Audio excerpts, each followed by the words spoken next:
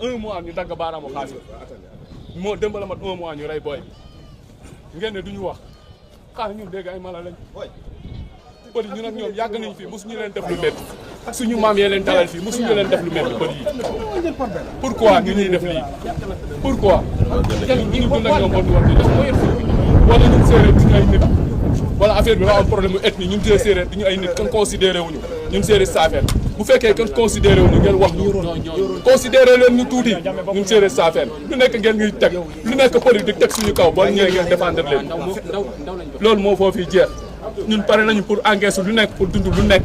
grand laay dañuy wax suñu soxla na caméra yi tàkk ñu wax suñu soxla buñ demee ñu jël ñu tëdd ko mais lu ñu reyee booy bi nii du yoon dañ koy wax pourquoi pël yi 7 stades ñu teg ñu fitna te ñun te musuñu teg lu leen naqari seen der bu fekkee pël yi ñoo ñu gën ñu wax ñu bu fekkee xar ak nag moo ñu gën ñu wax ñu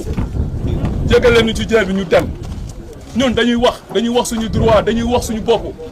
pël yi ñoom ñoo gaañ booy bi keroog tagga baaraam yi 1 mois ñu rey booy bi pourquoi dañuy wax suñu soxla bàyyi leen ñu wax. bu ñu waxee suñu soxla ñun it dinañ wax suñu soxla bu ñu waxee suñu soxla ñun it wax suñu soxla ñun mënuñ fi nekk fu ñu toll. bu leen fàttee abonné te ngeen di bës cloche de notification bi moo tax lépp lu ñu dugal ci ay vidéo ngeen am ko.